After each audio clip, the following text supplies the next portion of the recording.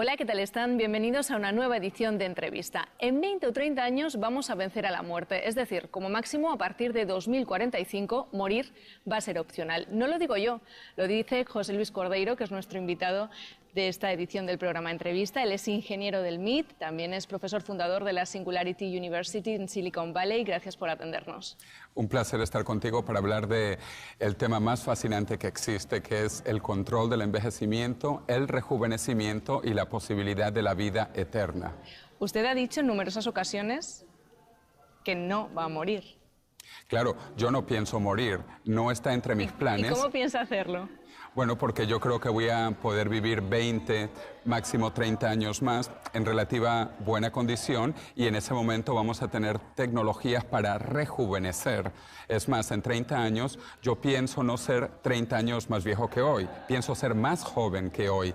¿Y por qué? Repito, porque vamos a tener las tecnologías para rejuvenecer y para vivir indefinidamente. Supongo que esto es un mix entre tecnología y ciencia. Hablar así ampliamente de vamos a tener las tecnologías o la ciencia que va a suponer llegar a eso, no solo no morir, sino rejuvenecer, es algo como muy fuerte. No sé si nos puede contar qué tipo de ciencia se está desarrollando ahora que nos puede llevar a eso. Bueno, se están haciendo muchísimos experimentos con células, con órganos y con organismos enteros. Por ejemplo, con ratones ya se ha logrado triplicar casi la vida de los ratones. Hoy tenemos ratones que vivirían el equivalente de 300 años humanos y en buena condición. Con mosquitos, 400 años humanos. Con gusanos, entre 600 y 1000 años equivalentes humanos. Se va aprendiendo cada vez más y esto se ha hecho en 10 años. Así que imagínate lo que vamos a poder hacer en los próximos 10 años. Y eventualmente estas tecnologías, cuando sean perfeccionadas, se van a utilizar en humanos, se van a utilizar en nosotros y vamos a vivir más tiempo, en buena condición y el objetivo es vivir indefinidamente. ¿En realidad existe un límite biológico de la vida humana? No existe. De hecho, hay células que son básicamente inmortales.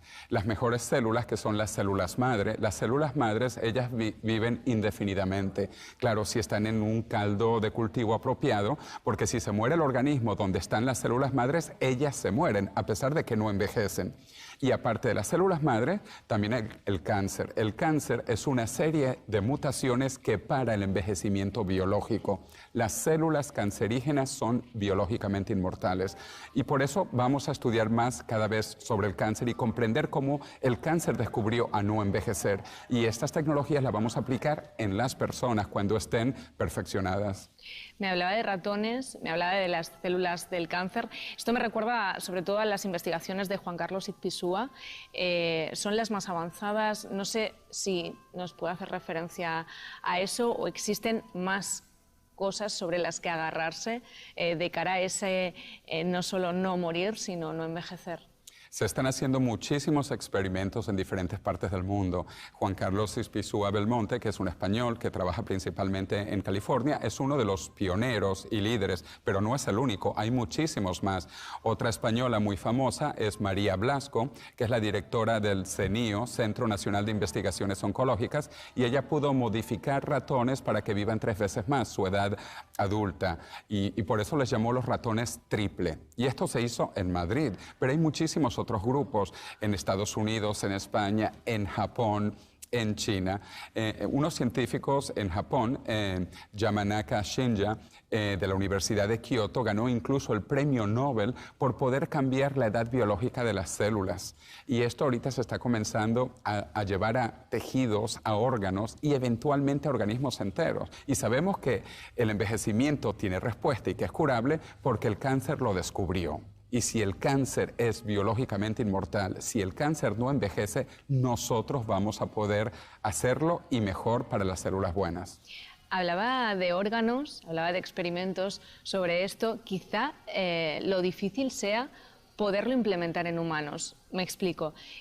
Hace poco uno de los experimentos que se aprobó de Juan Carlos Izpisua era el generar órganos, pero le dijeron que tenía que ser de primates en cerdos, no podían ser órganos humanos. ¿Está la ciencia avanzando demasiado deprisa respecto a la ética, a lo que es lo judicial, a la regulación? ¿Puede suponer ese el principal problema? Yo creo que lo que avanza lentamente es la parte política, la parte ética, la parte legal, porque la ciencia va efectivamente muy rápido y es para que vivamos más y vivamos mejor. Si vamos a tener en 20 a 30 años de vivir jóvenes indefinidamente, ¿por qué le vamos a decir que no a la gente? Es más, esto podría ser incluso antes, si hay más inversiones en el sector público y más inversiones también en el sector privado que están comenzando, y de eso podemos hablar muchísimo, esto va a llegar antes. Nuestro objetivo incluso es que no tengamos que esperar hasta el año 2045, que lo podamos hacer en el año 2035, incluso antes. He hablado de las inversiones. No sé si esto empieza a ser, lleva ya mucho tiempo. ¿Cómo está el estado de la cuestión? Porque también está el problema económico. Para hacer todo esto, lo que se requiere es de inversión, de dinero. No sé si nos puede hacer como una radiografía de lo que existe hasta ahora. Sí. Desde finales del siglo XX e inicios del siglo XXI es que los científicos han comenzado a comprender que el envejecimiento se puede controlar y se puede incluso hacer retroceder, podemos rejuvenecer, porque se ha hecho ya con órganos, con células y con pequeños organismos, como he dicho, los ratones que viven 3 veces más. Esto se ha hecho en los últimos años y es el inicio de una cantidad de experimentos a nivel mundial. Incluso grandes corporaciones están invirtiendo en esto.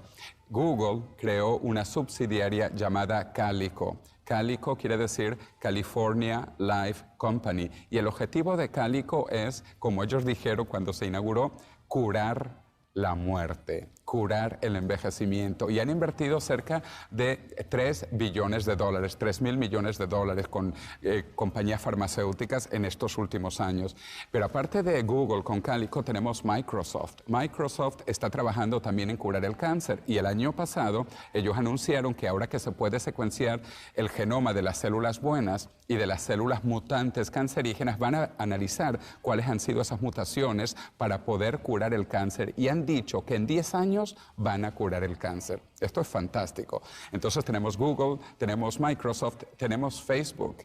Mark Zuckerberg, el fundador de Facebook, y su esposa Priscilla Chan, que es una doctora médica que estudió biología en Harvard, ella ha dicho, junto con Mark Zuckerberg, que van a donar toda su fortuna, toda, para curar todas las enfermedades en una generación. Y ahora están trabajando principalmente en 3 grupos de enfermedades: las enfermedades neurodegenerativas, las enfermedades cardíacas y el cáncer. Y han comenzado con una donación de 3 billones de dólares, 3.000 millones de dólares, y la creación de un centro de biotecnología en San Francisco, donde están combinando investigadores, profesores, alumnos de la Universidad de California, Berkeley, la Universidad de California, San Francisco y Stanford University. Esto en principio puede parecer, o lo es una gran noticia. Sin embargo, hay gente que puede preguntarse si no es un tanto perverso que esto lo esté asumiendo compañías como Facebook, Google, etcétera. ¿Qué pasa con los gobiernos? ¿Qué pasa con, una vez esto se consiga, esté en manos privadas, solo puedan acceder gente con dinero, pues, millonarios? Bueno, lo ideal es que también participen los gobiernos y no solo Estados Unidos, Rusia, China, India, todos los gobiernos, todos los países y compañías de diferentes países. Es bueno que tengamos competencia. Ahora, las tecnologías cuando se desarrollan al inicio son efectivamente muy caras y también son muy malas, muy malas. Se acordarán de los primeros teléfonos celulares que eran gigantes y eran malísimos.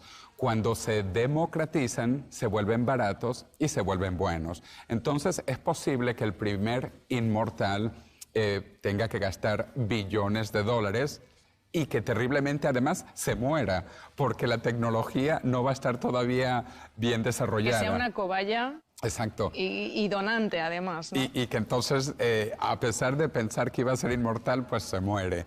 Pero en poco tiempo esto se va a masificar y las tecnologías van a estar muy desarrolladas y la gente va a poder vivir indefinidamente. Pero en realidad esto es tremendo. ¿Cómo podemos sostener un planeta con gente viviendo indefinidamente? ¿Ya hay problemas para sostenerlo tal y como está? En realidad, yo creo que el problema es otro. El problema es que la población del mundo se está estabilizando y está comenzando a disminuir.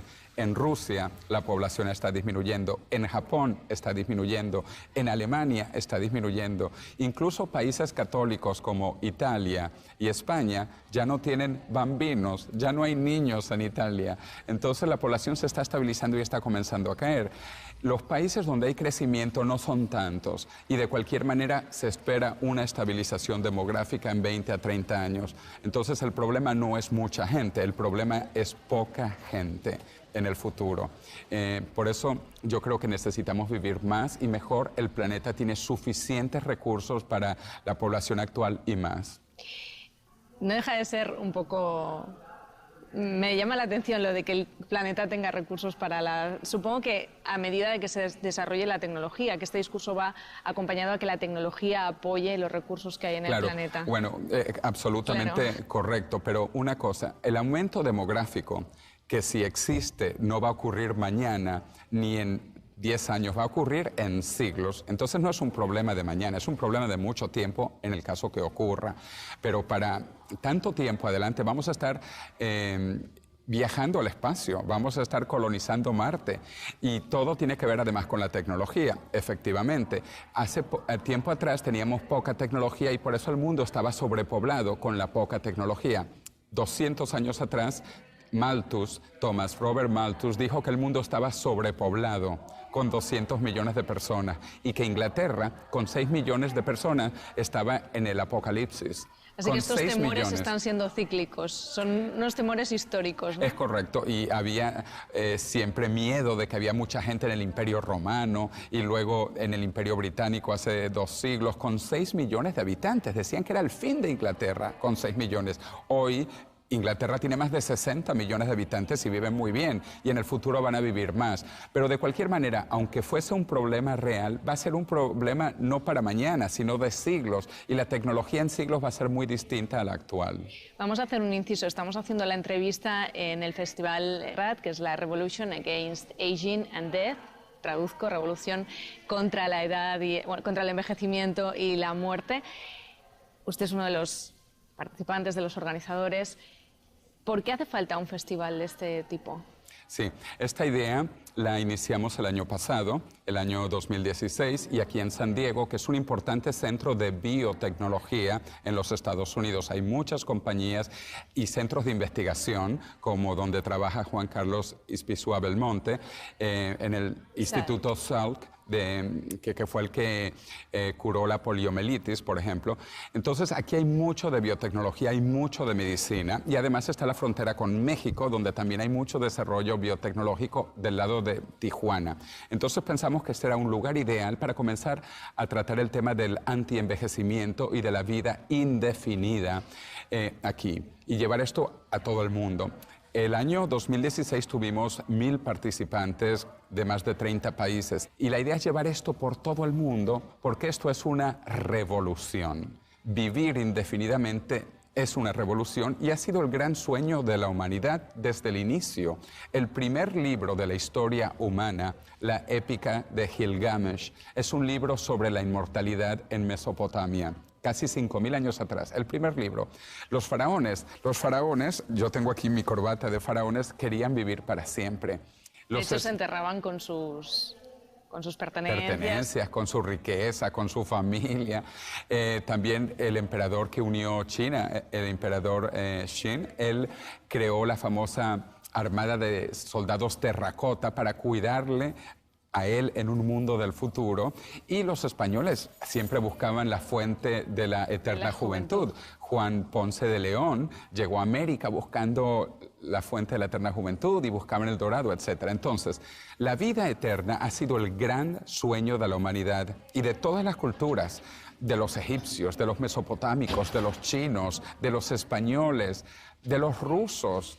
En Rusia hay una gran cultura del siglo XIX sobre el tema de la inmortalidad que se llama cosmismo. El cosmismo es una filosofía de hace casi 2 siglos donde se habla de la posibilidad científica de la vida eterna. Y esto era de lo que siempre han hablado las religiones, la vida eterna o una segunda vida o una nueva oportunidad. Nosotros pensamos que esto va a ser posible, pero en esta vida, en esta tierra. Qué suerte, ¿no? Que podamos vivirlo. Se supone que toda la humanidad lo está esperando y va a ser ahora. No sé, no deja de parecerme impactante. Claro, claro, es que este es el mejor... Somos privilegiados en algún sentido. Absolutamente, este es el mejor tiempo para estar vivo, porque es un tiempo único, especial. Estamos entre la última generación de humanos mortales y la primera generación de humanos inmortales. Y como yo mencioné antes, yo no pienso morir, yo pienso ser parte de esta primera generación humana de inmortales. Y yo creo que cualquier persona que aguante hasta 30 años va a poder vivir indefinidamente en el futuro. Y no como viejo, sino como joven, porque vamos a poder rejuvenecer a las personas. Y esto es algo que la gente tiene que comprender. No es que vamos a vivir 1000 años como un viejito de 1000 años, como Matusalén. No, no, no. Sino en buenas condiciones. En buenas condiciones. Esa es la idea. Vivir indefinidamente joven. Hablando de faraones, ¿qué papel juega en todo esto la criogenización? Porque sí que también fue algo como una de las primeras cosas que se empezaron a hacer en este sentido. Hay como unas 300 personas, se calcula, alrededor del mundo que están criogenizadas, pero todavía no se ha podido hacer nada con ellas. No sé... Claro. Como nosotros creemos y trabajamos para la longevidad indefinida, sabemos que esto va a ocurrir pronto, estamos convencidos, en 20 a 30 años. Pero ¿qué va a ocurrir con las personas que mueran antes? Para ellos solo existe una segunda posibilidad, que es lo que llamamos el plan B. El plan B es la criopreservación. Vamos a poder criopreservar personas y reanimarlas como ya hacemos con los embriones. Hoy existen miles y miles de humanos que han estado criopreservados de pequeñitos. Toda la fertilización in vitro se basa en la criopreservación de embriones o también de óvulos o también de esperma. Entonces la criopreservación comenzó hace aproximadamente medio siglo y hoy sabemos lo suficiente como para poder criopreservar células pequeñas, algunos tejidos y algunos órganos. No se ha reanimado a ningún cuerpo entero, pero sí de humanos, pero sí se ha hecho con gusanos, por ejemplo. Se han reanimado gusanos y se ha visto que sabían su vida previa, se acordaban de sus memorias. Es muy interesante. Porque ¿y los gusanos se acordaban de sus...? Claro, a través del famoso reflejo de Pavlov, que es un método científico para tratar de crear memorias en las personas. Bueno, a los gusanos se les entrenó con un reflejo de Pavlov condicional, se les congeló y luego se les descongeló. ¿Y eso cuándo sucedió? ¿Cuándo se pudo Esto hacer? se hizo hace 2 años en España, precisamente. Un científico español de Sevilla, junto con un grupo de Alcor, en los Estados Unidos, trabajaron juntos durante varios meses y utilizaron la técnica de criopreservación de embriones en gusanitos que habían sido entrenados para saber dónde encontrar la comida. Y luego los congelaron. Y lo consiguieron. Y los descongelaron y luego vieron que los gusanos se acordaban de su vida previa.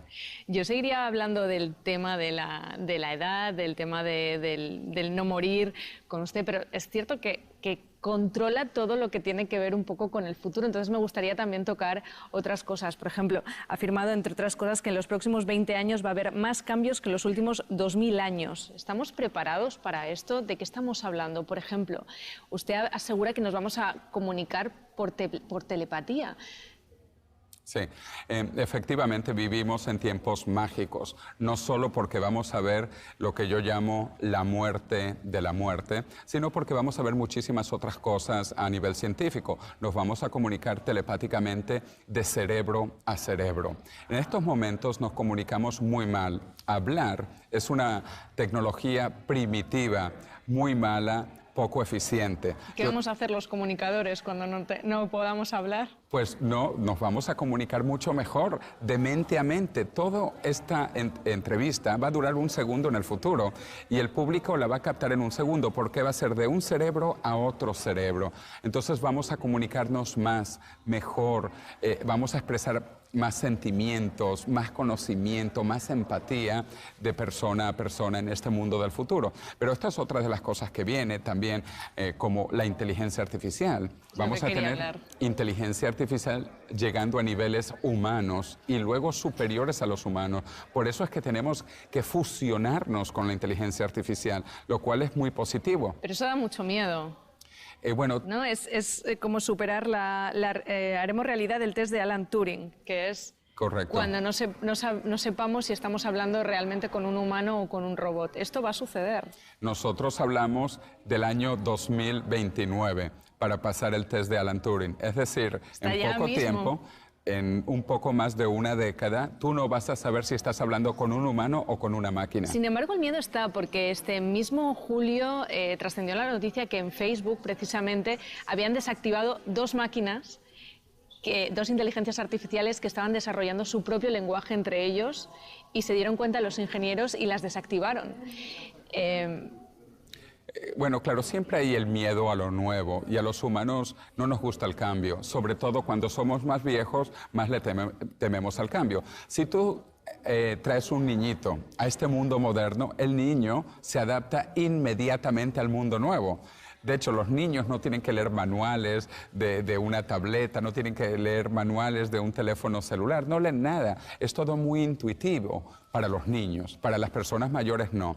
Entonces, son los jóvenes los que van a ser el mundo del futuro, porque los más mayores tenemos un poco de miedo o somos más lentos. Entonces, la pregunta es, ¿vamos a querer ser inmortales en un mundo tan cambiante? ¿Vamos a estar preparados para soportar tanto cambio? Primero, esto va a ser opcional y como yo digo, a la gente que se quiera morir, que se muera, no hay problema. O sea, tú no vas a estar obligada a vivir indefinidamente, no. Los que se quieran morir, se van a morir. Y así vamos a tener más espacio para los que queramos vivir, ¿no?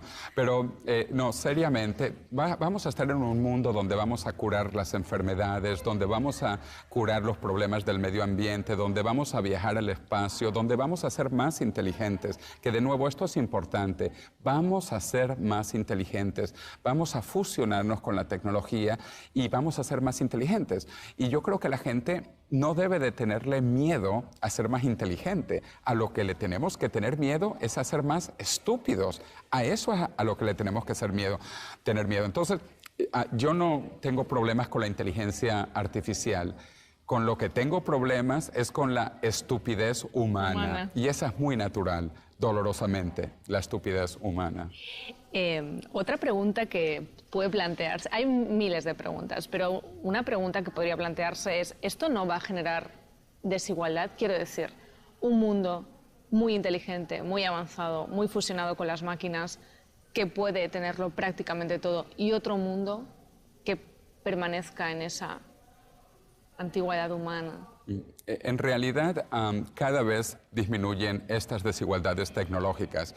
Cuando vemos el tiempo que tomó para llegar los trenes a diferentes partes del mundo o el tiempo que tomó para que la televisión se expandiera por el mundo, cada vez es más corto. Si tú ves el tiempo que ha tomado para las computadoras, los ordenadores, o para tener internet, o para tener teléfonos celulares. Hoy todo el mundo, en todo el mundo, tiene un teléfono celular. Hasta los más pobres en India, en África, todo el mundo tiene un teléfono celular, un teléfono móvil. Lo mismo va a ocurrir con estas tecnologías para vivir más y mejor, porque van a ser baratas cuando se masifiquen. Pero sí va a haber desigualdad, pero va a ser por grupos que no quieren la tecnología. Por ejemplo, los Amish. Los Amish es una secta religiosa que salió de Europa y que no quieren tecnología, excepto la del siglo XVIII. Entonces ellos llegaron al siglo XVIII tecnológico y ahí se pararon. Habrá grupos igual que esos que se van a quedar en el pasado por razones religiosas, por razones quizás éticas, legales, políticas de un mundo del pasado. Pero eso no va a impedir el continuo progreso de la humanidad, porque la gente va a ver que esto es bueno. Vivir más, vivir mejor, ser más empático, ser más amoroso, va a ser una maravilla. Este es el mejor tiempo para estar vivo. En ese sentido, yo quería tocar algo que es que las máquinas trabajen y que nosotros disfrutemos. Es algo que a veces usted habla sobre eso y Ciertamente ya se ha planteado ese salario mínimo en diferentes estancias, es decir, que las máquinas trabajen y que las personas tengan un salario mínimo. De hecho, en un proyecto de ley de la Unión Europea, el que tiene que ver con la robótica, las máquinas y tal, eso se debate. Y no sé si también en el MIT ya se está trabajando en eso. Claro, y ¿Eso se habla... sucederá? ¿Que sean las máquinas las que trabajen y nosotros no? Bueno, cada vez... Es que parece todo ciencia ficción, perdón. Sí. Es que es como... ¿no? Por eso hay que verlo en el tiempo. Hace 10.000 años, 20.000 años, trabajábamos todos los días, todo el día. Luego se inventó el domingo y tuvimos un día de descanso. Luego, hace 2 siglos, comenzó a popularizarse un segundo día de descanso, el sábado. Ahora se está hablando de que tengamos un tercer día de descanso, el viernes. Entonces, cada vez trabajamos menos en un mundo mejor y esta tendencia va a continuar. Efectivamente, los robots y las inteligencias artificiales van a hacer más trabajo con nosotros y por nosotros, para nosotros. Vamos a vivir en un mundo con muchísimas más posibilidades de vivir mejor. Con todos estos cambios, hablaba usted de quién se iba a quedar atrás. ¿La religión tiene cabida? Sí. Sin embargo, hay quien puede decir que todo esto también es como una cuestión de fe, pero otro tipo de fe. Claro, cuando uno dice religión, ¿qué religión? Por ejemplo, la religión de los faraones duró 3.000 años, 3.000 años, el doble que Islam y 1.000 años más que el cristianismo. Pero sin embargo, hoy llamamos a la religión de los egipcios una mitología. ¿Y por qué una mitología? Duró 3.000 años. Entonces yo creo que todas las religiones en el futuro quizás sean mitologías. ¿Y por qué? Porque yo trabajo para ver la muerte de la muerte. ¿Y qué implica la muerte de la muerte? Implica la muerte de las religiones que viven de la muerte. Porque las religiones explican qué pasa si uno muere, o cuando mueras y a dónde vas. Pero, ¿y si no mueres? ¿Qué va a explicar la religión? Entonces vamos a vivir pronto en un mundo muy diferente. También en 20 años vamos a estar colonizando Marte. Y cuando estemos en Marte vamos a pensar, ¿y vino el Dios Todopoderoso a un pequeño planeta y puso su Hijo ahí? Son cosas como para meditar filosóficamente, religiosamente. Entonces, ¿en qué hay que creer? Yo creo que tenemos que creer en el poder de los seres humanos para aprender, para saber, para crear, para mejorar. Y lo que hemos hecho los humanos en los últimos siglos ha sido increíble. Pero repito, en las próximas 2 décadas vamos a ver más cambios que en los últimos 2 milenios. Es decir, no hemos visto nada de lo que viene. Y más todavía y más rápido con inteligencia artificial, que nos va a ayudar a crear, visualizar y concebir cosas hasta ahora imposibles. Pues muchísimas gracias por estar con nosotros.